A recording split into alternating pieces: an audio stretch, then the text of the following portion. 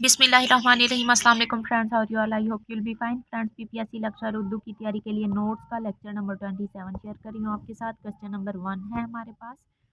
फिराक गोरखपुरी तनकीद के किस मकतबा फ़िक्र से मुतासिर थे? तासराती। किसका शुमार माहिर गालबियात में होता है? मालिक राम का। मिर्ज़ा ज़ाहिर दार बेग किस नावल का किरदार है? तौबतुन नसूह का। खाका नूर खान किसने लिखा है? मौलवी अब्दुल हक ने।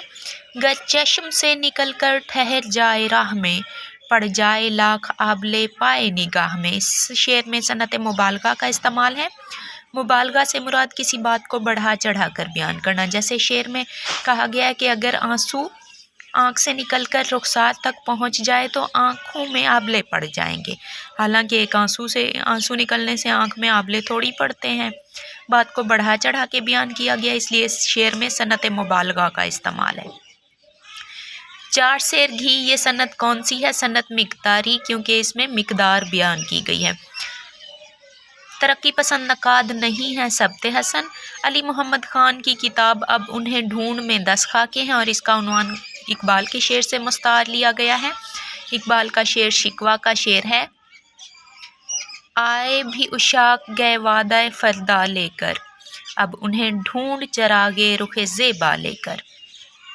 आज़ाद में नक़द का मादा मुतलक ना था, नज़र मशरकी हुदूद की पाबंद थी, वो लकीर के फ़कीर थे। ये कौल किसका है? कलीमुद्दीन अहमद का। फिराक को ज्ञानपीठ अवार्ड मिला था। सफ़रनामा नक्शे फ़रंग सर अब्दुल कादिर ने लिखा है। नावल मेरे भी सनम खाने कुरतुलैन हैदर का और इसके 3 हिस्से हैं और इसका उन्वान इकबाल के शेर से मुस्तार लिया गया है। शेर का पहला मिसरा मेरे जहन में आ रहा है, दूसरा भूल गया है।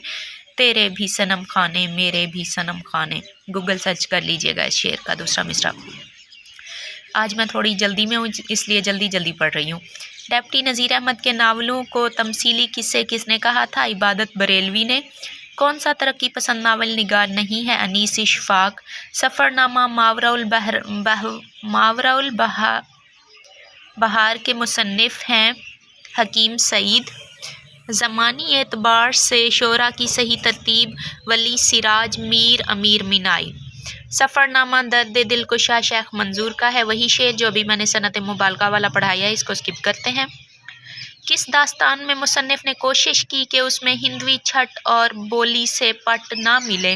रानी केतकी की कहानी इंशाअल्लाह खान ने लिखी और इसमें टोटली अल्फाज हिंदवी यानी उर्दू के हैं। इसमें फ़ारसी और किसी और बोली का कोई इस्तेमाल नहीं है, इसलिए इंशाअल्लाह खान कहते हैं अपनी इस कहानी के मुतालिक, ऐसी कहानी जिसमें हिंदवी छट किसी और बोली का ना मेल ना मट।